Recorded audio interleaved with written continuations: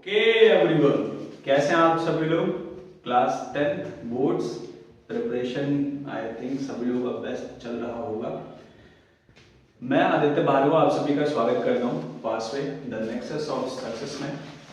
अभी तक अपन consumer rights chapter पढ़ रहे थे एंड कंज्यूमर राइट्स में हम लोग कुछ चीजें पढ़ चुके हैं, कुछ बातों को जान चुके हैं कि ये कंज्यूमर राइट्स की क्या जरूरत पड़ी, हमें क्यों कंज्यूमर राइट्स के लिए हमें डिमांड करना पड़ा।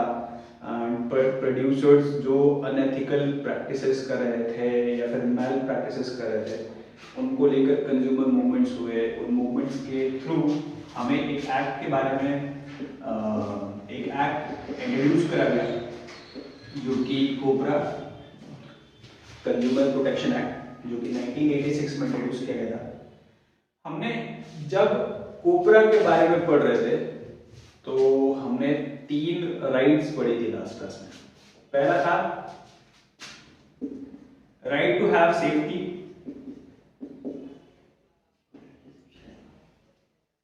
दूसरा right to be informed and तीसरा राइट टू चूज। एंड हमने जाना था कि कंज्यूमर्स के पास सेफ्टी का अधिकार है, उनको इंफॉर्मेशन का अधिकार है कि आपका जो भी प्रोडक्ट है, जो भी सर्विस है, उसमें क्या क्या चीजें मौजूद है, क्या क्या सिनेरियोज है, उन सब में उन सारी चीजों को लेकर आपको इंफॉर्मेशन मिल सकती है, आप रिट्राइव कर सकते हैं। इवन आपके पास चूज का भी राइट है। Any producer can't force you to buy anything of his own mind, जो उसके मन में है उसके हिसाब से नहीं, आप अपने मन से जो भी चाहें वो आप चूज कर सकते हैं, वो आप ले सकते हैं। इसके साथ साथ आपके पास एक राइट है, राइट टू सीक रिड्रेसल। क्या मतलब? यानी निवारण का अधिकार है आपके पास। अगर कोई भी सर्विस या कोई भी गुड आप परचेज करते हैं और उस सर्विस को यूज करते हैं एंड आपको लगता है कि उस सर्विस में और उस गुड में कुछ ना कुछ प्रॉब्लम है, तो आप फिर रिड्रेसल के लिए क्लेम कर सकते हैं। एग्जाम्पल के तौर पे आप बहुत सारे सर्विसेज को यूज करते होंगे एंड उन सर्विसेज में अगर आप सेटिस्फाइड नहीं होते होंगे तो आप उसके लिए क्लेम करते होंगे।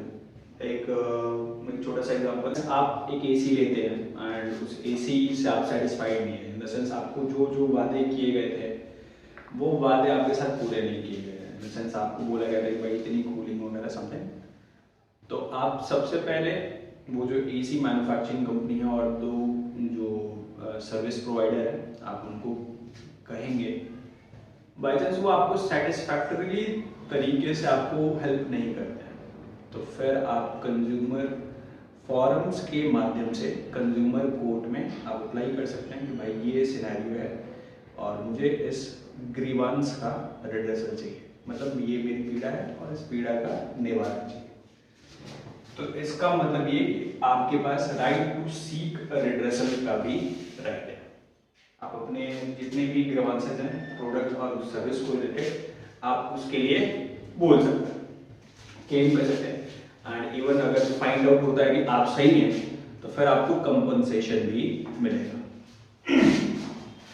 इसके साथ साथ आपको राइट है right to represent in consumer court.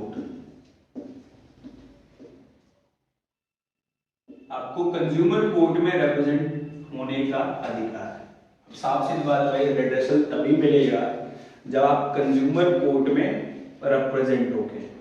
अगर आप कंज्यूमर कोर्ट में जाएंगे नहीं तो फिर आपको कैसे ही रिड्रेसल मिल पाएगा, है ना।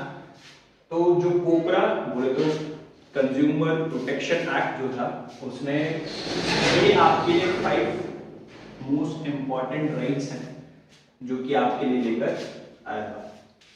एक चीज और, मैंने बीच में एक शब्द यूज करा कंज्यूमर फॉरम्स।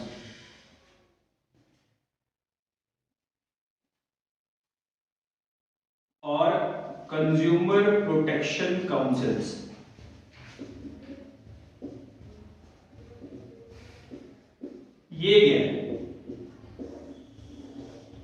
ये ऑर्गेनाइजेशंस हैं ये इंस्टीट्यूशंस हैं जो कि आपको गाइड करती हैं कंज्यूमर कोर्ट में केसेस को फाइल करने में। आपको कोई ग्रीवेंस है किसी प्रोडक्ट या सर्विस को लेकर, तो फिर आपको केस तो यहाँ फाइल करना है, लेकिन उस केस का प्रोसीजर क्या है, वो केस आप किस तरीके से फाइल करेंगे, वो सब आपको कंज्यूमर फॉरम्स में हेल्प मिल जाएगी। वहां पे गाइड्स होंगे। इवन अगर बाय चांस आपके पास वकील नहीं है तो even they can also represent on your behalf, आपके बिहाफ में ये भी रिप्रेजेंटेशन कर सकते हैं। तो कुल मिलाकर ये वो राइट्स हैं जिन राइट्स के बारे में हम लोगों ने देखा। सबसे पहला right to have safety, right to be informed, right to choose, right to seek redressal and right to represent in consumer court. And इन राइट्स का अगर आपको अवेयर है तो फिर आई थिंक आपको मोस्ट प्रोबेबली आप एज अ कंज्यूमर आप बहुत अच्छे कंज्यूमर हैं, आपके साथ अनएथिकल प्रैक्टिसेस होने के चांसेस कम।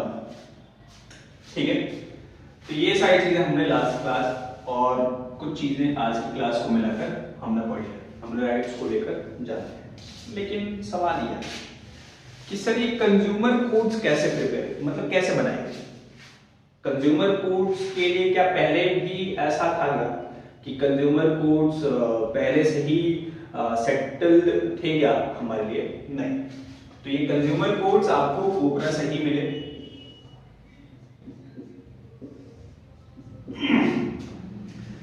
जो कंज्यूमर प्रोटेक्शन एक्ट है, तो ये कोबरा 1986 ही था जो कि कंज्यूमर कोड को स्टैब्लिश करता है।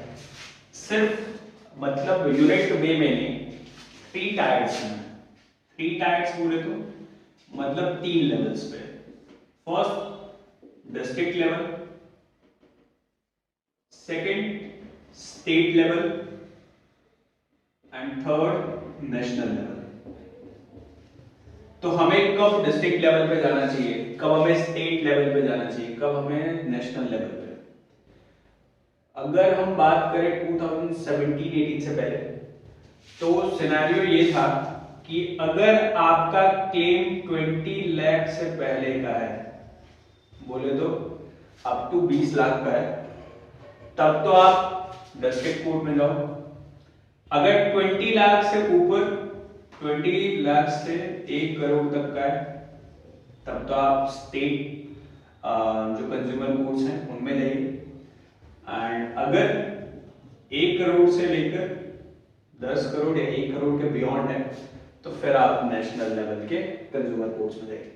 बट फर्दर अमेंडमेंट की वजह से अब ये सिनेरियो चेंज है। अगर अब आपने 1 करोड़ तक की रिड्रेसल की बात करनी है तो फिर आप डिस्ट्रिक्ट कोर्ट में जाइए।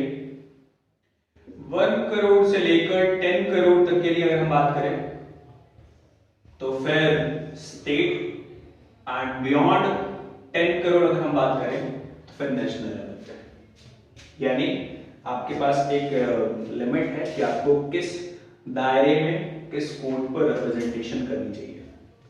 तो ये हमारा कोबरा 1986 है। लेकिन सवाल ये है कि क्या सर ये जो कंज्यूमर मूवमेंट है इसने अपना काम अच्छे तरीके से करा दिया? क्या इन रियलिटी लोग आज के टाइम में सारे के सारे अवेयर हैं क्या हर एक चीज को लेकर?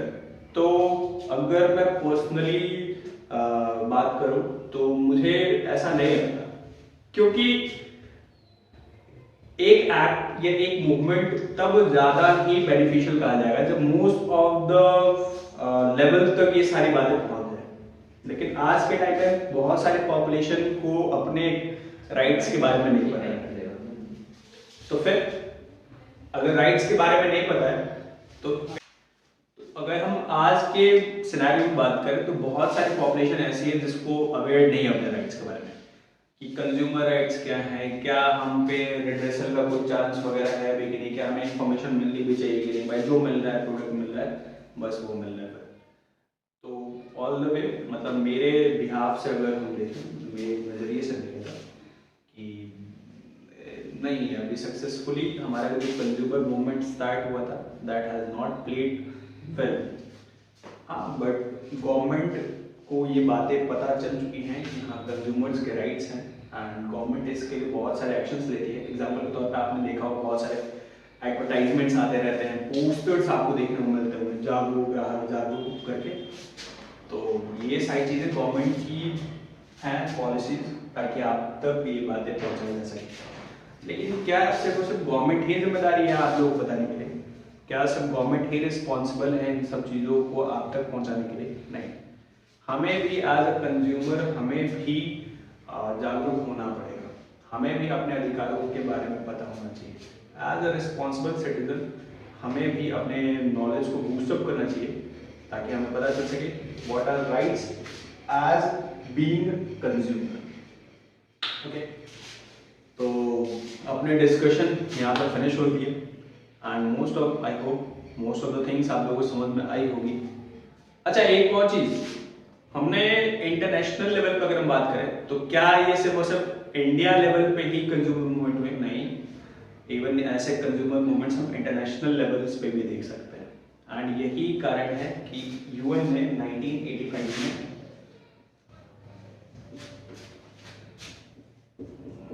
UN guidelines for consumer protection को अडॉप्ट करा इन 1985।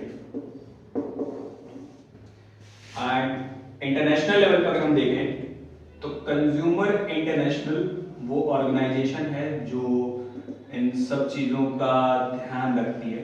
आज के सिनेरियो में अगर हम देखें तो लगभग 120 कंट्री के 250 मेंबर्स हैं इसके।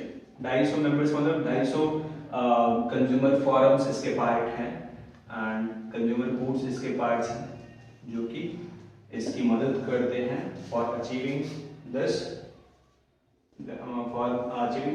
Consumer protection. ठीक है, तो मोस्टली आपको अभी तक सारी बातें समझ में आ रही होंगी आई होप। तब तक के लिए थैंक यू।